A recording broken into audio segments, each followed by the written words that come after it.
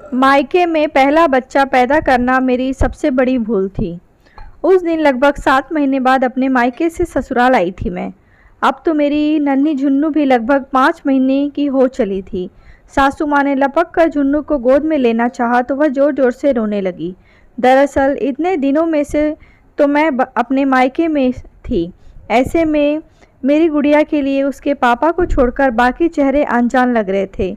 इतनी बड़ी होने के बाद वह अपने ददियाल पहली बार आई थी। घर आंगन सबके अपरिचित चेहरे देखकर वह लगातार रोए जा रही थी। अरे मैं दादी हूँ तुम्हारी, मुझे गैरों की तरह मत देखो मेरी बच्ची, मेरी सासू माँ ने कहा, जिसे सुनकर मेरी ननंद बीनू भी कहने लगी, यह तो सचमुच हमें परायों की तरह देख रही है। मैंने तो शुरू से मैं ही कहा था कि भाभी की जचगी यहीं होने दो तो माँ, पर इस घर में मेरी सुनता ही कौन है। अब भुगतो, जब 5 महीने तक इसने ननिहाल का ही खाया पिया है तो उसका असर इतना जल्दी कैसे समाप्त हो जाएगा। मेरी ननंद रानी का बड़बड़ाना चालू ही था। वैसे तो जब से इस घर की बहू बनकर आई थी मैं, ननंद रानी का व्यवहार मेरे साथ बहुत अच्छा नहीं रहा था। हर बात में उनके ताने उलाहने मुझे सुनने ही पड़ते थे। बातों बातों में वे अक्सर मुझे यह जता देती थी कि यह घर उनका है और मेरी हैसियत एक दासी से ज़्यादा नहीं है। अगर मुझे चैन से यहाँ रहना है तो मुझे उनके कहे अनुसार चलना पड़ेगा। उनके इस रवैये से मन बहुत दुखता था, पर सासू माँ का मेरे लिए अगाध प्रेम देखकर मैं ननंद रानी का हर वार सहती चली जाती थी। पतिदेव की नौकरी दूसरे शहर में थी तो उनसे किसी तरह की मदद की उम्मीद भी बेमानी थी। उनसे अपनी तकलीफ़ कहती भी तो कैसे, उनके सामने तो घर में सब कुछ सामान्य ही बना रहता था। वे छुट्टियों में घर आते और अगली बार मुझे अपने संग ले जाने का वादा करके लौट जाते। गुजरते समय के साथ मेरे माँ बनने की खबर से पूरा परिवार उत्साहित था, पर न जाने क्यों सासू माँ का चेहरा थोड़ा बुझा सा था। अपने मन का वहम समझकर मैं इस बात को झुठलाती रही। खैर, मैं तो इसी बात से खुश थी कि इतनी बड़ी खुशी की खबर पाकर मेरी ननंद रानी का मेरे प्रति व्यवहार बदल जाएगा। पर वही ढाक के 3 पात, उनका रवैया मेरे प्रति रूखा ही रहा। अब तो सासू माँ का प्यार भी पहले जैसा नहीं रहा। मन ही मन में बहुत परेशान रहा करती थी। वैसे तो वे मेरे खान पान का विशेष ख्याल रखती थीं, पर उनकी उदासी का सबब मेरी समझ से परे था। देखते देखते मेरा 7वां महीना शुरू हो गया था। एक दिन सासू माँ की छाती में अचानक बहुत तेज़ दर्द उठा। परिवार वालों के साथ साथ मैं भी उन्हें देखकर बहुत परेशान हो गई थी। आनन फानन में उन्हें अस्पताल ले जाया गया, जहां डॉक्टरों ने जांच के बाद कुछ दवा वगैरह देकर घर पर ही आराम करने की सलाह दी। उन्हें घर आया देखकर मैं बहुत खुश थी। हालांकि गर्भावस्था के दौरान मुझे खूब उल्टियाँ होती थी, पर मैं अपने दुख दर्द भुलाकर सासू माँ की सेवा करती रही। वे बहुत जल्दी सामान्य भी हो गईं, पर उनके शुरुआती प्रेम से मैं महरूम ही थी। उस दिन तो हद ही हो गई, जब सासू माँ ने मेरे ससुर जी से मेरी जजगी के लिए मुझे मायके भेजने की बात कही। उन्होंने ससुर जी से अपनी खराब तबीयत का हवाला देकर कहा कि उनसे यह सब कुछ नहीं संभलेगा। ससुर जी ने चुप रहकर सासू माँ की बात का समर्थन किया, पर मेरी ननंद बीनू ने इस बात का विरोध किया। उसने मेरे ससुर जी से कहा, इन दिनों माँ की तबीयत थोड़ी नासाज है तो क्या हुआ, हम सब मिलकर भाभी को संभाल लेंगे। उस दिन पहली बार मुझे बीनू के मुंह से मेरे लिए फूल झड़ते हुए प्रतीत हो रहे थे। मैं खुद भी यूँ अचानक मायके नहीं जाना चाहती थी, क्योंकि मेरी माँ एक वर्किंग महिला थी। उन्हें घर और बाहर के काम के लिए मैंने चक्कर गिननी की तरह नाचते हुए देखा था। पापा भी नौकरी के सिलसिले में अक्सर बाहर ही रहते थे। घर में मेरी दादी भी गठिया की मरीज़ थी। ऐसे में वहाँ रहकर मैं अपनी माँ को और परेशान नहीं करना चाहती थी। अब मेरे चाहने भर से क्या होता था। मेरे पति छुट्टियों में घर आए थे तो आनन फानन में ससुर जी ने मेरे पापा से मुझे वहाँ भेजने की बात पक्की कर ली। मैंने इस बारे में अपने पति से बात भी करी थी, मुझे मत भेजो मायके। अगर यहाँ सासू माँ को मेरे रहने से दिक्कत है तो मुझे अपने साथ ही ले चलो, वहाँ कोई न कोई मददगार हमें मिल ही जाएगा। पर मेरे पति पर भी मेरी बात का कुछ असर नहीं हुआ। वैसे भी नई बहू की बातें सुनता ही कौन है। चूँकि मेरा 7वां महीना शुरू हो गया था, हफ्ते भर के अंदर मुझे मेरे मायके पहुंचा दिया गया। ऐसा नहीं था कि मुझे मायके जाने का मन नहीं होता था या वहाँ मुझे किसी बात की तकलीफ़ थी, पर मेरे कारण मेरी माँ और ज़्यादा परेशान हो जाए, मैं यह भी नहीं चाहती थी। खैर, खुशी का ज़बरदस्ती नकाब ओढ़े मैं अपने मायके पहुंची थी। मुझे देखकर मेरे छोटे भाई बहन बहुत खुश थे।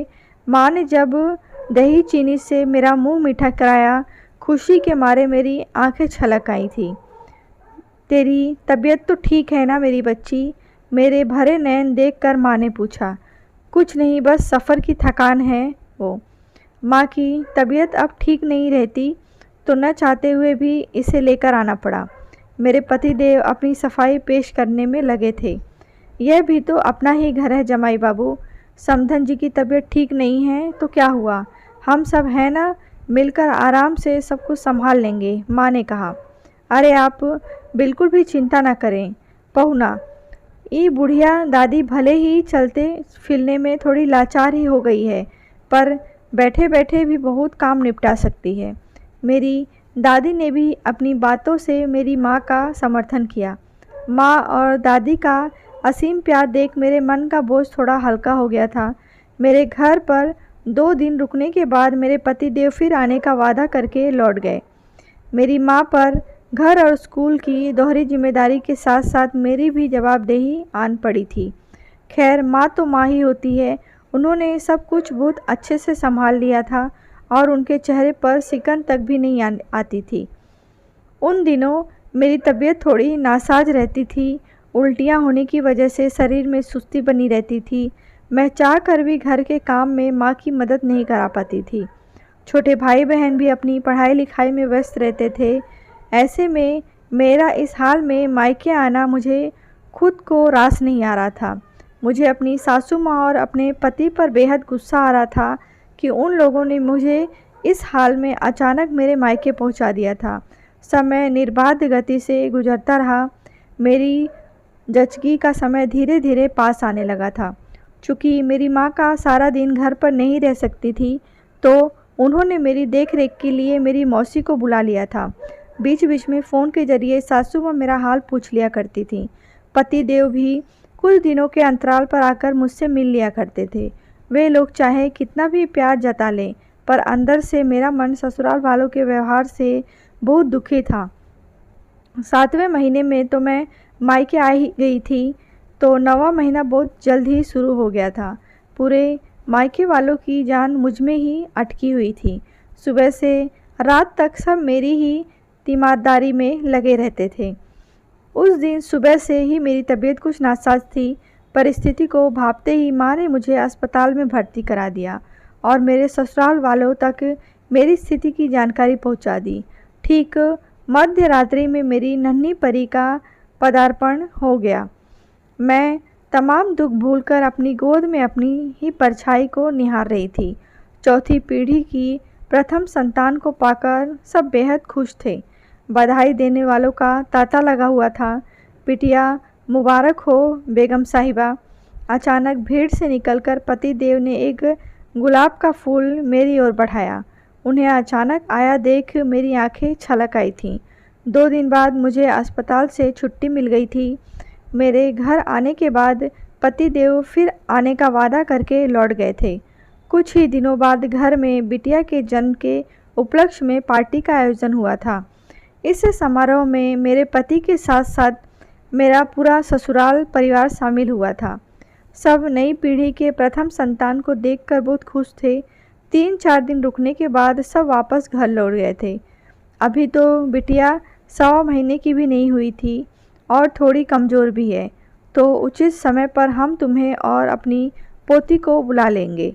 अब तो हमें भी इस नन्ही सी जान की बहुत याद आएगी, जाते हुए सासू माँ ने कहा था, तो सबने उनकी हाँ में हाँ मिलाई थी। मैं बेसब्री से उस उचित समय का इंतज़ार कर रही थी कि मेरे जाने के बाद मेरी माँ के सिर से दोहरी जिम्मेदारी खत्म हो जाए। देखते देखते मेरी झुन्नू 4 महीने की हो गई थी, पर ससुराल से हमारे जाने का बुलावा नहीं आया था। अब तो बाहर वाले भी हम पर कटाक्ष करने लगे थे कि झुन्नू का तो अभी नाना के यहाँ का दाना पानी लिखा हुआ है। वैसे बीच बीच में पतिदेव हमसे मिलने आते रहे, पर हमें लेकर जाने के नाम पर यही कहते कि अपनी पोती के लिए अम्मा शुभ तिथि का इंतज़ार कर रही हैं।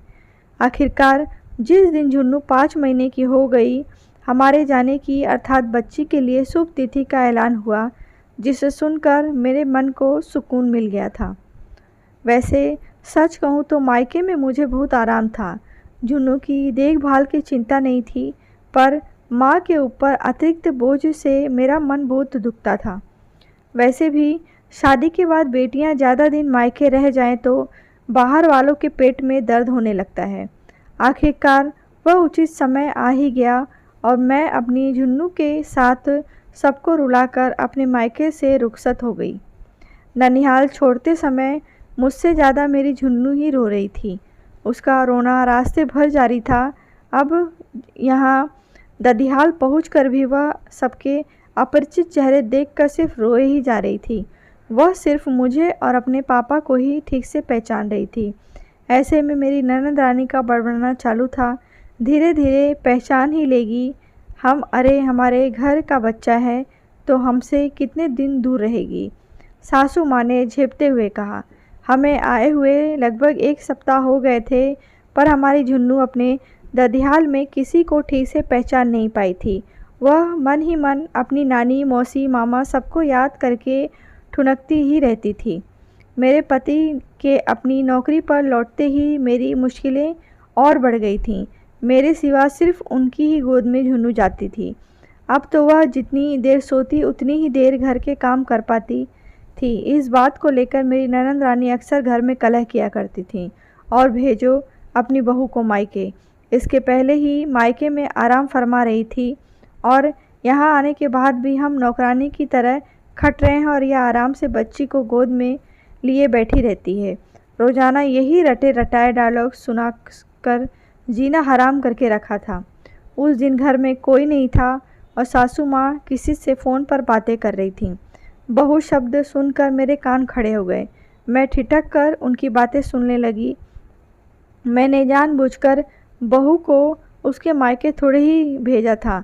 उसे अचानक मायके भेजने के फैसले से उसकी माँ को थोड़ा कष्ट ज़रूर होगा, पर मैं क्या करती, मैं भी तो मजबूर थी।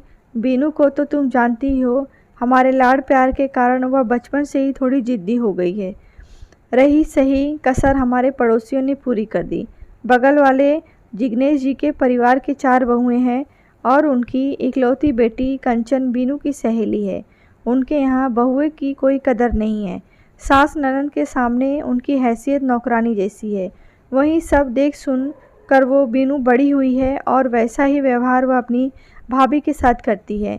हमने बहुत कोशिश की कि बेटे की शादी के पहले उसका ही ब्याह कर दें, पर यह हो नहीं पाया।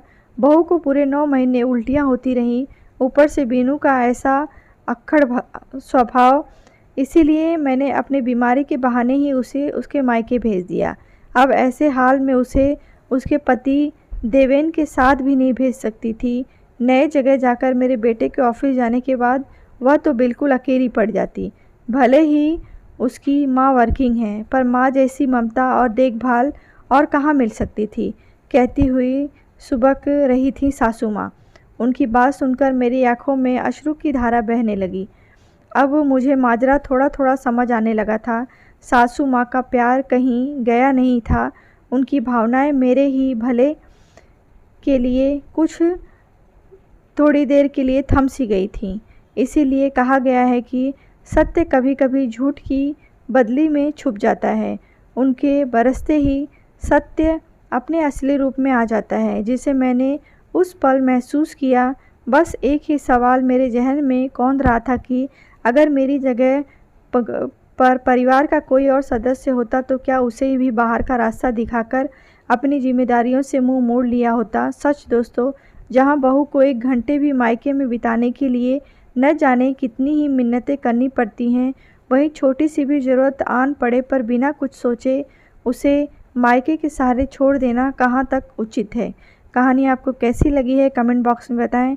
कहानी अच्छी लगी हो तो लाइक करें, शेयर करें।